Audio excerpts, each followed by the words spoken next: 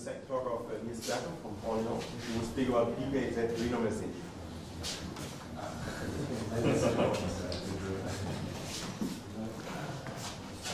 Okay, so thank you very much to the organizers for putting together this nice program and for having me here. So as you can see, my talk will be on collaborations with two people. Actually, the main result I'm going to present is transferred to the Ivan, but it uses a little bit of prior work I did with Christian Kühn. So let me present right away the equation.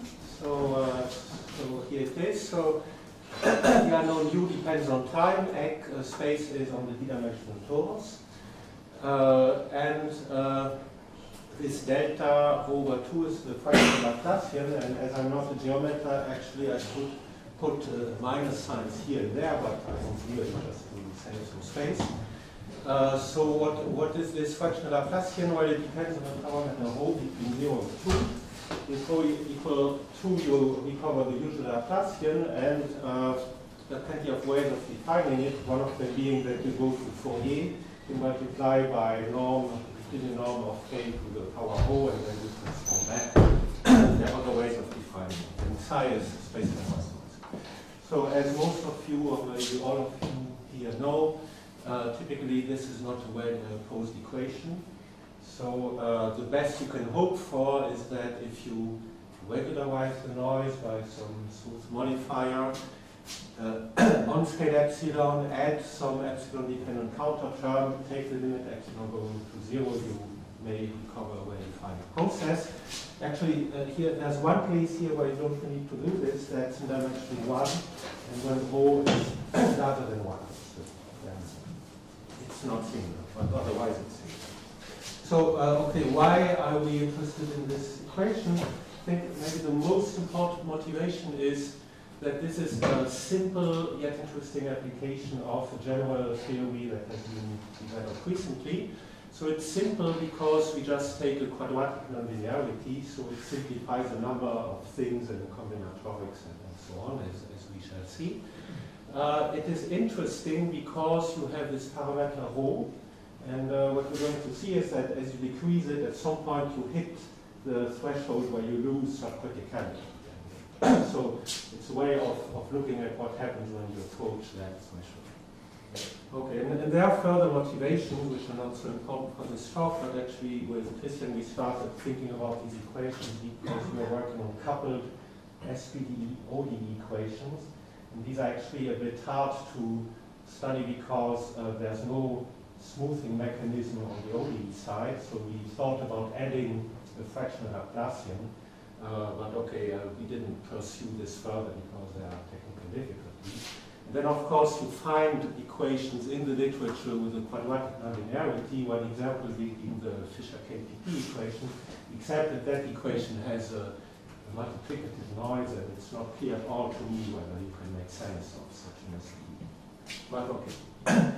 So here's just a very quick summary of some recent developments. So, okay, as you all know, I guess there was this paper by Martin Heimann 4 or 5 years ago that had a huge impact, which is quite adequately called theory of regularity structures, because in this paper Martin introduces these mathematical objects called regularity structures and associated Banach spaces, which are the spaces of model distributions, and he gives a very complete description of when you can multiply these model distributions and when you can integrate them against the kernels, and also how you apply this to SPDEs. But then there's also, in most cases, as we have seen, a need for renormalisation. And that part, in this paper, Martin actually illustrated in 2 cases, the parabolic Anderson model and the pi4 model. But it's still rather painful because you have to deal with lots of computations. So you get the sense that there should be a general theory, but that theory was still lacking there. So this by now is maybe some kind of the Old Testament of singular SPDEs, and now you have a New Testament. So actually, Martin, together with several co-authors, so there's Ivan and AJ and Lorenzo and also Ilya Chevyrev, they built this whole theory which fills the gap you had here. So okay, to keep things short, what they do in these papers is that they say that whenever you have an SPDE which is locally subcritical, you can renormalize it, and there's an explicit formula of how to compute the counterterms. So this is of course great news, because now you know that there's really a huge class of equations you are able to solve, just to make sense of the notion of solution. Maybe the only drawback is that, okay, see this paper is over 100 pages long, this one 113, that one 85, so the sum of all these papers is even longer than Martin's original paper. So if you want to learn the theory, well, okay, that's a lot of pages to read.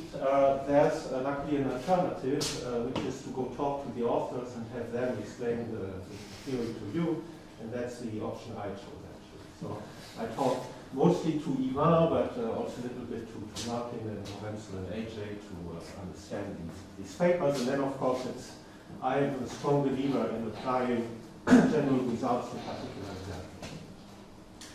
So let me recall what this locus of criticality means. So here's my equation again. So the first way of defining it is to say that if you zoom in on small scales, the nonlinearity disappears. What this means is that you scale time and space and the solution by some powers of the parameter, say delta, in such a way that the left-hand side doesn't change and the noise remains the same in distribution, and then you should end up with a coefficient in front of the nonlinearity that goes to 0 as delta goes to 0. And there's another way of formulating this, because, okay, the naive way of making sense of a solution is to transform this into a fixed point equation. And then, if you want to apply a fixed point theorem, you need the Banach spaces. So spaces that do play a role here are these Bezow-Felder spaces, which I'm not going to define, but most of you know them. So here, just the scaling I use here is rho 111, where the rho is the parameter of the fractional Laplacian. That's the scaling you can take. Because, well, first of all, space-time white noise is Hölder alpha for any alpha smaller than this minus rho plus d over 2. So if rho equals 2, you have this d plus 2 over 2 that we've already seen. And you have these Schauder estimates that say that convolution with a fractional heat kernel improves regularity. So another way of defining subcriticality is that if you iterate this fixed point equation, in some sense Hölder regularity stays bounded below, and I've put quotation marks because I'm a bit vague about what I mean by regularity. Anyway, what you can quite easily show is that this particular equation is locally subcritical if and only if this parameter rho is larger than the critical value, which is dimension divided by 3. And the way of seeing this with the second definition is to say, okay, I know by the first property that my noise is Hölder almost minus rho plus d over 2. So the stochastic convolution that you get if you iterate this equation and start with 0 is Hölder almost plus rho minus d over 2. Okay, if this is negative, you're not allowed, it's a distribution, you're not allowed to square it, but in some sense, I mean, what's nice with regularity structures is everything happens as if you had something of this regularity that you can square, and then the regularity is multiplied by 2 if it's negative. And what you want is that actually then this regularity of the u square is no worse than the one of the space-time white noise, and you get this condition which leads you to a critical value. Right, so I mean that's a hand-waving explanation, but that's basically the computation. Okay, so let me present the main result, which is an application of the general theory. So we look at this equation here. We modify space-time white noise in a way taking care here of the fractional scaling. So rho, as always, is a smooth, compactly supported function of integer 1. And then we say that you have to choose the counterterms in the following way. So there's one part independent of u and one part linear in u, such that you do have solutions as h1 goes to 0. And the important thing is how do these counterterms behave. So the first one, see there are two different cases. So if epsilon is larger than a critical value, it is logarithmic in epsilon. And if epsilon is smaller than this value, depending on rho, it has a power law behavior. And for the second one, it's pretty much the same, except that the critical value is different and the exponent here is different. And what are these critical values? Okay, they are ordered in this way, and they both have a superexponential behavior. So by that I mean that they go to, as rho goes down to the critical value, they decrease like exponential minus 1 over rho minus rho critical. That would be exponential, but you have this another logarithmic factor here. And these A0 is A0 bar are explicit constants. So here's a picture. So you have rho minus rho critical in the abscissa, epsilon in the ordinate, and here are the two curves, the two critical values of epsilon. So you have three regions. So up here, both counterterms have a logarithmic behavior in epsilon. Then you go through this first critical curve where the first counterterm here changes to a power law behavior, and then you have a second transition where the second counterterm also changes to power law. Yes, so rho is not fixed then? Sorry? Rho is not fixed then, the exponent then? You are sending epsilon to 0, allowing the rho to vary? Well, rho is a parameter here, so it just means that you have two critical values depending on rho, such that, you see, depending on where epsilon is for this given rho, you have one or the other behaviors. Okay, as epsilon goes to 0, you fall always below the 2. Yes. So, I mean, of course, the natural thing you do is that you say that you fix rho above the critical value, and then you decrease epsilon. And what this means is that first, actually, the counterterms will increase very slowly, logarithmically, but very late, they start having getting a power behavior. But then, of course, you could also say, well, okay, we have a continuous equation, but maybe, you know, because nature maybe on the Planck scale is discrete, or because actually you want to discuss a lattice system, it's just easier to make things continuous, then it could make sense to say actually we have epsilon which is fixed and very small but not 0, and then you look at what happens when rho decreases, and then you make transition to the other. My question was whether you can take the limit of the solution when you vary both rho and epsilon. You let rho go to rho critical and epsilon go to 0 at some rate. We don't claim anything on that. So perhaps you can not. No, but we don't claim anything on coupling both.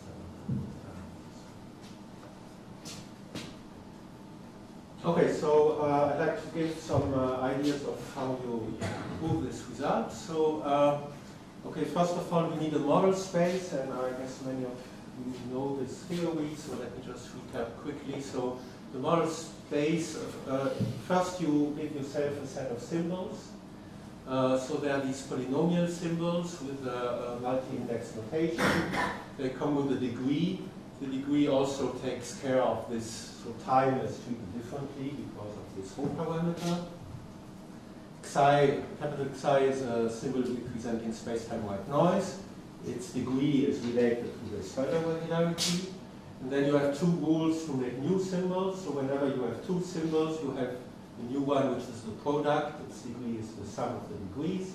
And you can, if you have a non-polynomial symbol, you can take this abstract integral operator of that tau, which is a new symbol, representing the convolution of the kernel, and its regularity is increased by ρ. So, okay, then actually, occasionally in the theory, you also need symbols for the derivative, for convolution with the derivative of the kernel. But due to the simple nonlinearity, we almost don't see that in this list. So, then it's convenient to have the graphical notation for these symbols. So, so actually, these symbols can be represented by trees.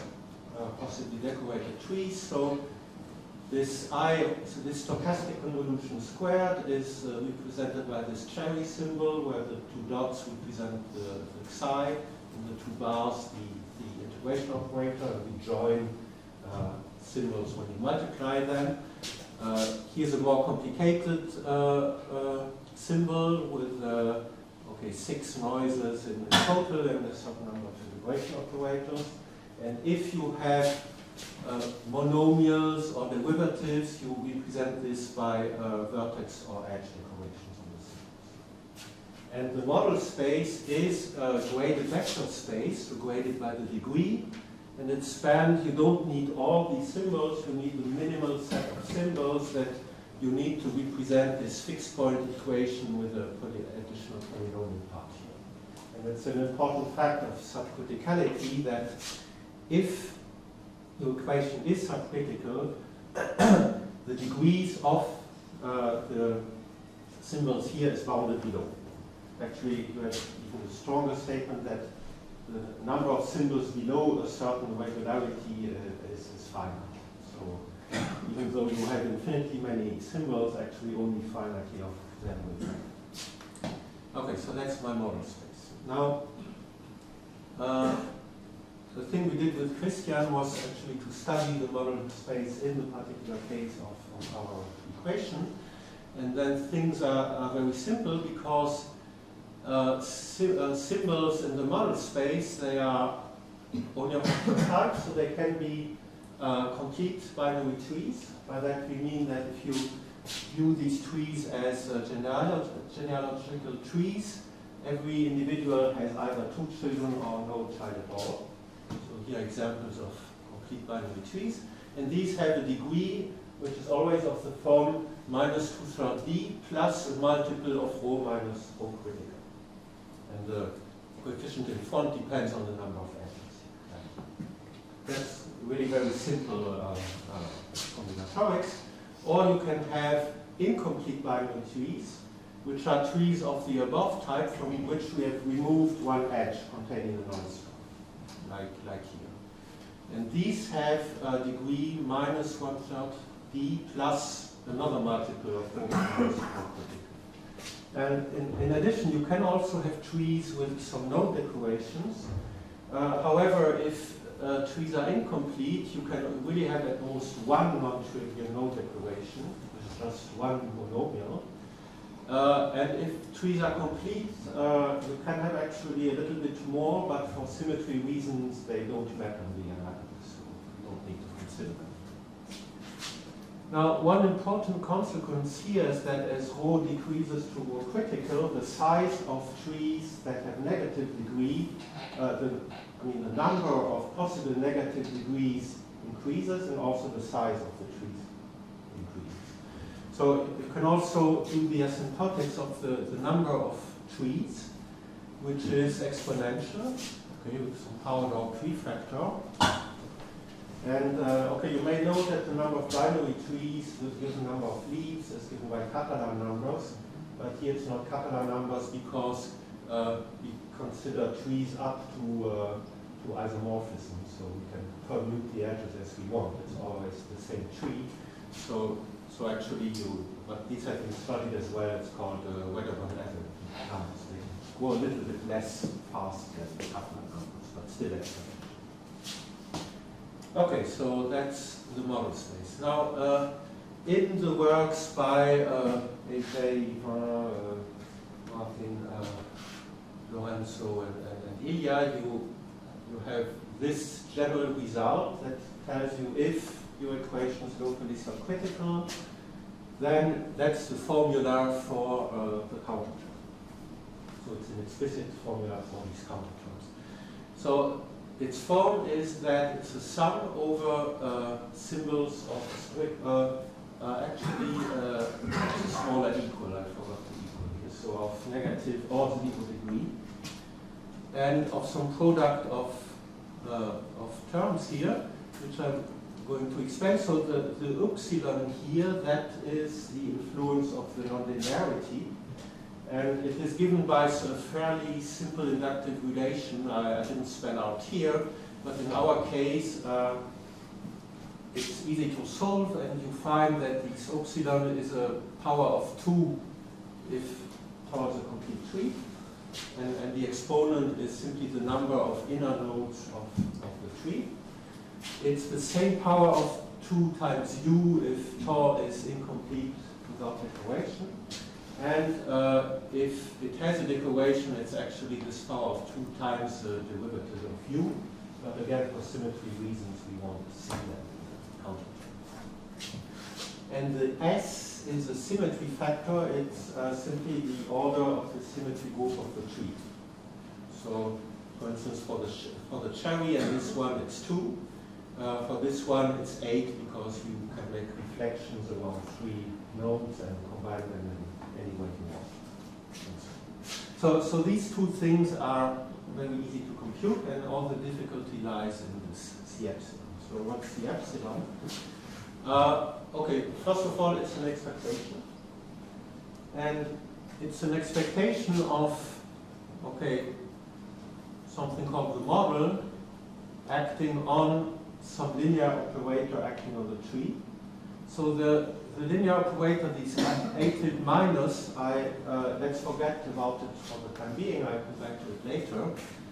So let's just look at this model. So, okay, for specialists in regularity structures, it's the boldface part, right? So it's not the base point dependent model, it's the other one.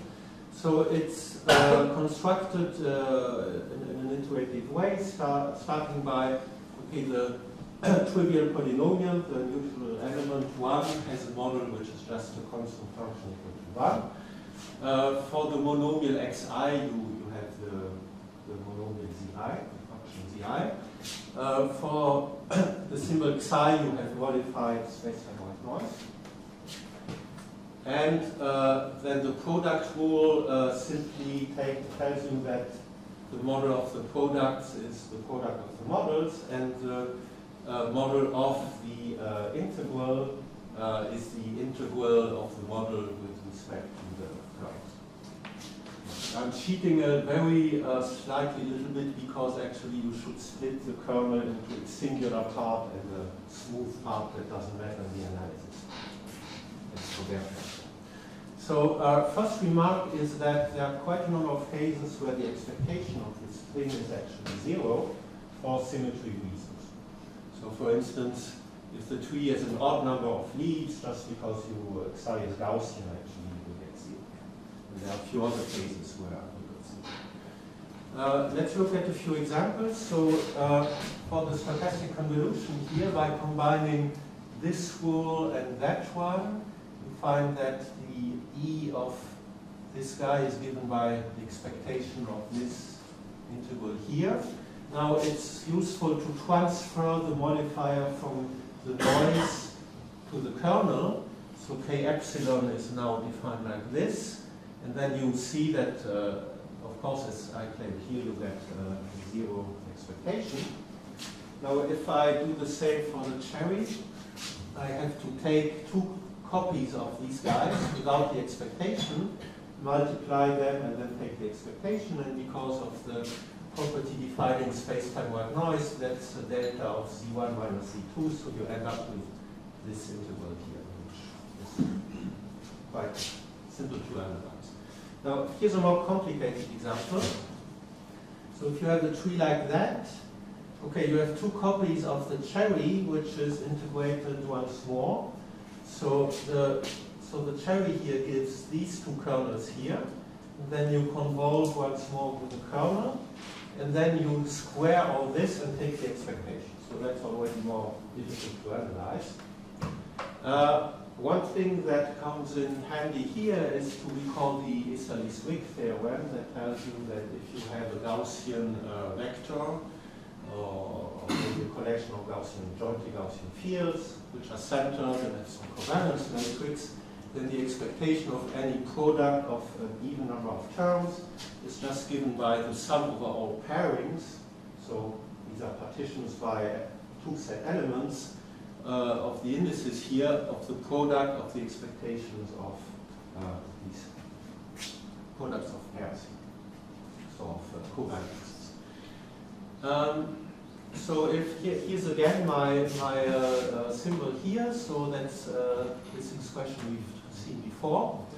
So okay, because of the square, actually I should write two copies of this. So I have 4 different noises, and so I get 3 different pairings, which I can symbolize like this. So I can pair Z1 with Z2 and say Z1 bar with Z2 bar here. And then I can pair like this and like that. Now it turns out that in this case, again by maybe shifting my kernel by a constant which is finite, it gives 0 actually. So, and these two by symmetry give the same value. And the value it's the following value here. So you see now.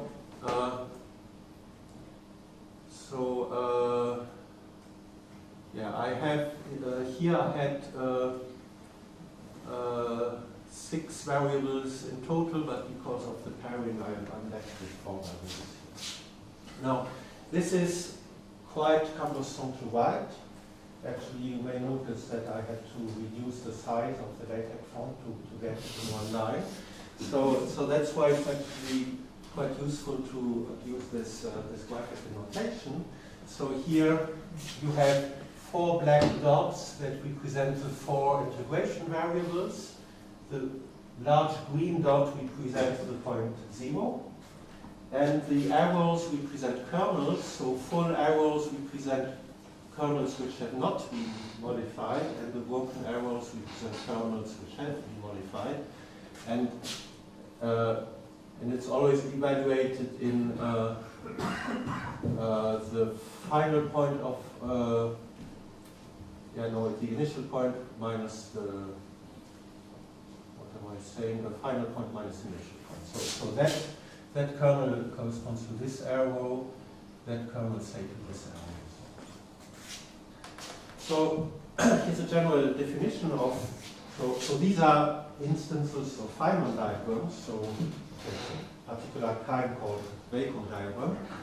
So what's the Feynman diagram in this context? So it's a graph, directed graph, actually multi-graph because multiple edges are allowed.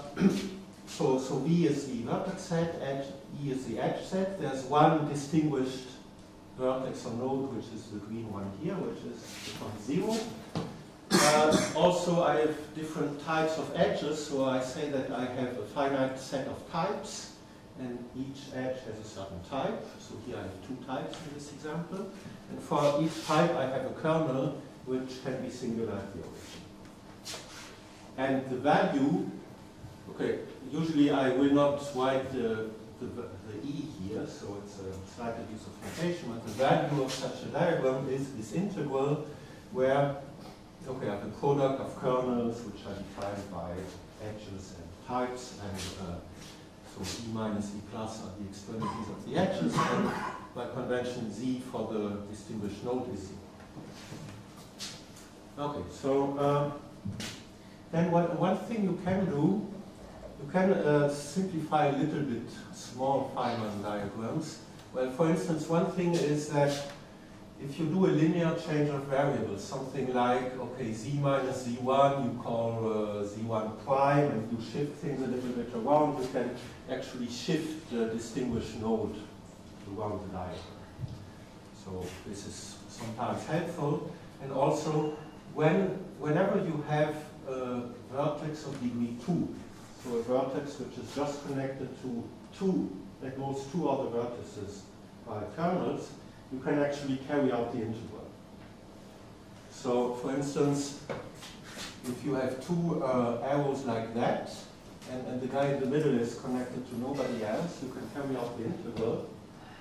And, okay, it's not really very important for the theory, but it's kind of, okay, nice for representation to use a new kernel for that. So this one we write like that. So the minus 1/2 is not really important here. It's because actually when you integrate this, you have some interpretation because you combine the Chapman-Kolmogorov equations and the fact that the time integral of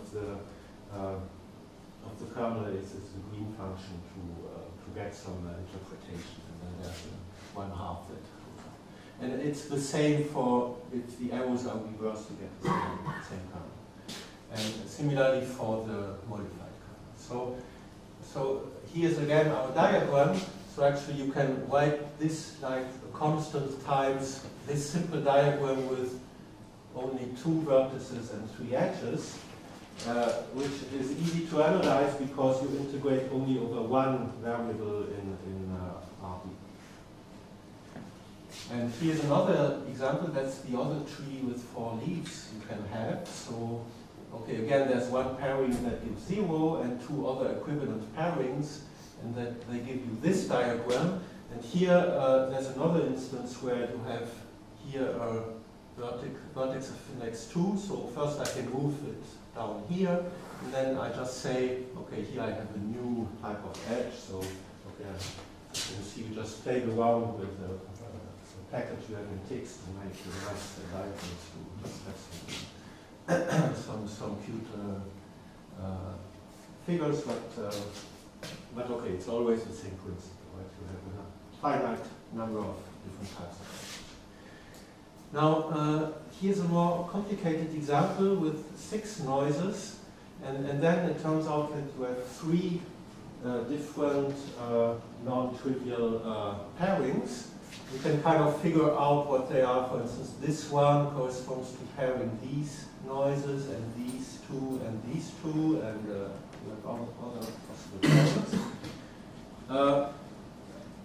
These 2 diagrams, again, are not so hard to analyze because when you have multiple edges, it's again like a new kernel. So if you just merge them, and you still have vertices of degree 2, and you can repeat this procedure. However, this one is more difficult because all vertices have degree 3. And I'm not aware of anything like star triangle transformations for Feynman graphs that would allow you to change the structure of the graph. So maybe there is, but I don't know. Okay, here's another tree with 6 noises that gives you 5 different non-trivial patterns. Okay, so one important concept is the concept of degree of a Feynman diagram. So it's given by the following simple formula. So it's just rho plus v times the number of vertices minus 1, which is the number of integration variables, plus the sum of the all edges of their degree, and the degree of the initial edges is just minus d. And actually the degrees of the other edges are imposed by the fact that you don't want the degree to change if I integrate out some vertices. So these 2 you have no choice. So okay, it's related of course to the singularity, to the way your kernel diverges at the origin. So it's easy to check that if tau is a tree, you take any pairing, write gamma of tau p for the resulting diagram, then the degree defined like this of this diagram is exactly the same thing as the degree of the tree. So kappa, I didn't say, is this constant you add because you have regularity something minus kappa. If you just look at the limit, you get the same thing. That's easy to check. Just you count the number of edges and the number of dots. Okay. If you look at simple examples, and by simple examples I mean cases where you have linear graphs or graphs with, say, two vertices and several edges in parallel, you kind of get the impression that the value of the diagram scales like epsilon to the power of the degree. If the degree is negative, that is diverges logarithmically if the degree is 0, and then it's bounded if the degree is positive. So on simple examples, you can just find this by going to polar coordinates or something like that. However, that's not true in general, and the problem is that you may have so-called subdivergences. So here's an example. Okay, here's a tree with I guess it's 8 noises and the following pairing. So you get this diagram here, and this diagram has.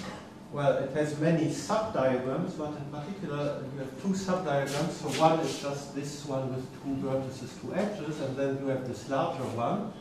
And it can happen that they have negative degree, and which is smaller than the degree of the whole diagram. And then what happens is that somehow these dominate the singularity. So there's one very nice tool that is useful to deal with the singularities. So Martin calls them Hebb sectors. So because actually it goes back to an idea by Hebb in the 1960s. So okay, lambda is just you can think of the torus. It's some compact subset of d plus 1. And look at the point configuration. So here I have 5 points in this domain. And you can find the minimal spanning tree or a minimal spanning tree in case there are several. That may happen, that doesn't matter. And to this point configuration, you can associate the decorated tree, which, okay, this tree has nothing to do with the trees at the beginning. So it's a binary tree. How do you construct it? Well, you see the points 1 and 2 are the closest, maybe in this example. So I join them. So the leaves of my tree are the points, and I join first the closest ones. So 1 and 2 and 3 and 4. And then I see the next longest or shortest distance is between 3 and 5, but 3 is already together with 4. So I join these 2 with 5, like that, and then finally I have this edge in the spanning tree which joins the 2. You can see there's some kind of ultra-metricity playing a role here. And then you decorate the tree by looking for every edge of the spanning tree. What is the closest power of 2 to the distance measured with a scale distance? So let's say these are distance of order 2 to the minus 2, so you put the 2 here, and these 2 to the minus 1, you put the 1 here, and you put the 0 here. So the node decorations will be increasing. They don't have to increase straightly, so I could have also a 2 here instead of a 1, but they can't decrease from the root to this. So by definition, a Hebb sector, that's a subset of my domain of integration. So it's the subset of all point configurations of a given number of points that lead to a particular decorated tree. So in other words, it's the set of point configurations with a given number of points such that the scale distance between points is of the order of 2 to the minus the decoration at site the last common ancestor of the 2 indices. And then if you can show that if C is large enough, then okay, it's not necessarily a partition, but it's a cover of your domain of integration. So here's one nice result you can prove with this. So originally proved by Weinberg in the 60s, and okay, Martin gives a nice proof based on Hep sectors. I'm not sure how it was proved originally, but it says the following. So assume, which is the case for us, that the degree of an edge measures the divergence of your kernel at the origin. Then if all subgraphs, including gamma itself, have positive degree, then the value is bounded. And here's an idea of how you prove this. So, okay, so the value is it's an integral over space, or over the domain to the power of the number of points. I mean the number of vertices of your Feynman diagram -1 of such a thing here. And thanks to this definition of Hep sectors and this property of the degree, you see that whenever your configuration is in a given Hep sector, you control this product. It's some power of 2, right? And the power of 2 is, okay, each edge contributes a multiple of the degree, and the multiple is given by the decoration at the last coordinate. And in addition, the volume of the Hep sector can easily be seen to be like this. That's just because, okay, say one of the points is fixed. If I give you the tree here, for each point you have to put it in some ball, right? And it's just the total volume of all the balls. So my integral, I do a simple L infinity and 1 bound, so I can bound it by the sup times the volume, and then I have to, some power of 2, and I have to sum over all decorated trees, but the only infinite sum here is the sum of the decorations. The number of binary trees of given number of leaves is finite. And the number of edges and vertices is finite. And the power of 2, well, it turns out to be given by this formula, so rho plus d comes from the volume, and the other guy comes here from the singularity. And then it's quite easy actually to realize that whenever I fix an inner node of my tree, and I sum the eta v's for all descendants, for all the offspring in my tree, that's actually the degree of some subgraph, and it's positive by assumption. And then you do some kind of induction from the edges, and you find that that actually this sum is finite. So that's it. Okay, so now let's go back to subdivergences. So here's an example. It's actually the same as before, and okay, you can just check that if rho is in this interval here, then the small diagonal graph here has a degree which is smaller than the degree of the whole graph. They both are negative. Okay, now there's a notion also, now let's fix a tree. And actually the situation which is dangerous is when the vertices of my subdivergence are very close. And here I've chosen a tree where indeed 4 and 5 are close, so that when the label here of the ancestor of 4 and 5 is strictly larger than all label, or the label just above, then I say that this subgraph is unsafe. Because then I have problems with divergences. And then what you do is that you define another graph. You see, I have extracted this divergent subgraph, and then I have reconnected the edges to one of the vertices. It doesn't really matter which one, so you just choose one order at the beginning and connect it to the first vertex according to that order. Of course, this has another value, this graph.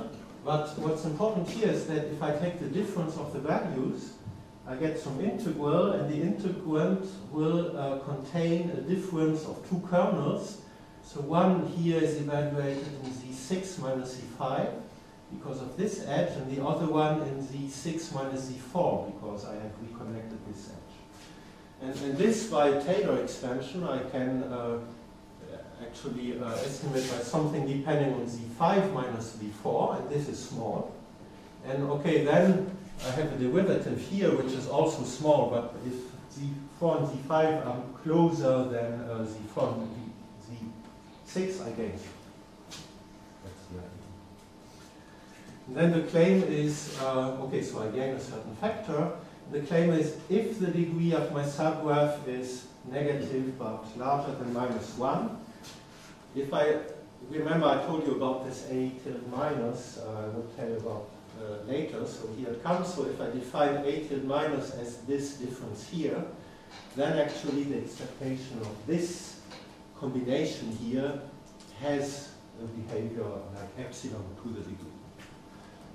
Now if the degree of gamma is smaller than -1, what you have to do is that you have to add further terms here in my extracted thing with node and edge operations and push further the Taylor series. Okay, so the last bit of technique we need, maybe I'm going to be a bit fast from that. It's if you can have situations with many divergent subgraphs which can be nested in any way you want. And then it turns out you have to define this A tilde, which is called a twisted antipode, by some inductive relation. So where you extract not divergent subgraphs, but the image under this A tilde minus, and then you contract the rest. And that's a bit cumbersome to work with, and Zimmermann's forest formula is a way to organize these combinations in a more useful way. So what's the forest here? So again, one has to be careful, it's not a forest like a family of trees. A forest is a family of subgraphs. And these subgraphs have to be either vertex disjoint or contain one and the other. So you're not allowed to have a subdivergence which is a member of two intersecting subgraphs which are not included one with the other. So you don't allow overlapping divergences? So if you have overlapping divergences, it's not a forest. That's what I'm saying. Okay. So then the theory actually is able to deal with that, but then it's not a forest. Okay, then you can define an operator of extracting a whole forest in a recursive way. The details don't matter here. And Zimmermann's forest formula tells you that these A tilde minus can also be written like a sum over all forests of some sign times the extracting the forest. And that's a highly non-trivial thing that okay, you can prove with this algebraic approach where you introduce soft algebras and so on. And okay, now if you fix a certain Hebb sector, then the idea is that you have a notion of a safe forest. Okay, safe has to do with the distance of subgraphs to their parents in, okay, when I say parent and child, it's in the relation of being a subset one of the other. And okay, it turns out that any forest can be decomposed into a safe part and an unsafe part, which consists of diagrams which are unsafe in some sense with respect to this forest. And then the most useful way of writing this twisted antipode is as a sum over all safe forests. And then for each safe forest, you have what you do is actually for all safe subgraphs, you just extract them, and for all unsafe subgraphs, you renormalize them, meaning that you make this difference appear. Okay, so it's a combinatorial result that tells you this is a way of writing this twisted. So I'm almost done now because remember the C epsilon, it was an expectation of the model of this twisted antipode applied to the tree. So first I said that, okay, the expectation I write as a sum over pairings. And then I also said that for given pairing I can have a sum over Hebb sectors. Finally, because of the A tilde, I have a sum over forests, which actually I can do before I sum over the decorations, because being a safe forest depends only on the form of the tree, not on the decoration. And then I have the integral on the Hebb sector of some product of curves. And the most important, the crucial result here, which we proved with Ivan, is that if I just look at the last part here, sum over decorations of this integral, okay, you can bound it by the soup times the volume, and it has the following form. So if the degree is negative, it goes like epsilon to the degree, okay, possibly with a logarithmic correction. And if the degree is 0, it goes like the logarithm power 1 or possibly 2. So this zeta takes value 0 or 1. It's given by the number of subgraphs which have degree 0. And actually, this zeta came as a surprise. We didn't expect it. We're not completely sure it's really there, but okay, that's what we were able to prove, and actually it turns out to have no influence on the final result, so we didn't really try to understand whether it's really there. So it might be a technical statement, we're not sure. And once you have this, you're almost done, because now you just have to take care of these large but finite sums. So, well, the number of pairings for a given number of leaves, you know what it is, right? It's a number of odd product of contiguous odd numbers. The number of Hebb trees is also factorial, because for a given tree you can label the leaves however you want. So you have a factorial term there. Okay, the number of safe forests is not so large, it grows only exponentially. And okay, the proportion of pairings yielding these zeta equals 1, you can bound in a way, okay, it's maybe not obvious here, but there's an indicator function here telling you that quite often it's just 0. And even if it's not 0, this thing here is actually quite small. And then it's just a matter of using Stirling's formula to bound the factorials. So what's really important are these two numbers which are factorial. They actually dominate the exponential things, and you get the result. So you can just spread it out once again. So the counterterms behave like this. So C0 has a logarithmic behavior in epsilon if epsilon is larger than its critical value. Okay, with the more explicit control on the error term, which becomes small as soon as epsilon is larger than the critical value. And below this threshold, this says that C0 is close to a constant times this negative power of epsilon.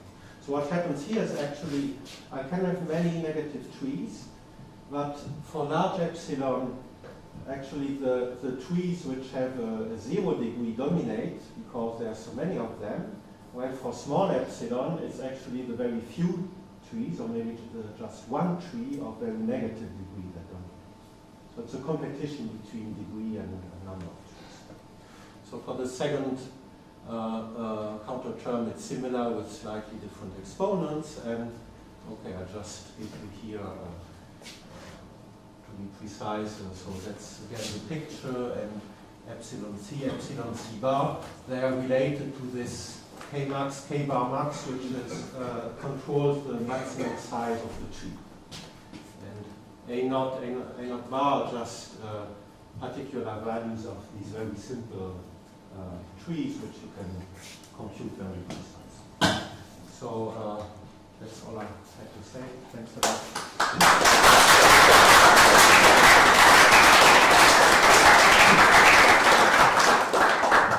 So any comments or questions? In your renormalisation procedure, you made this choice of using Hebb sectors, which is a choice because you could take other sectors. Does your final result depend on this choice? Does the Okay. Well, the thing is, what we claim is that we have an upper bound. We have an upper bound, which is what you get with these head sectors. For very small epsilon, it's actually an upper and a lower bound, because we have this C0 over something minus 1, which is small. So at least concerning the magnitude, it can't be better. We're not completely sure it is, I mean, for large epsilon, it's just an upper bound. So it might be that by some other technique, we're not completely sure that the upper bound has also matching lower bound. We have some hand-waving arguments to say that it's probably rather sharp, but okay, we didn't prove.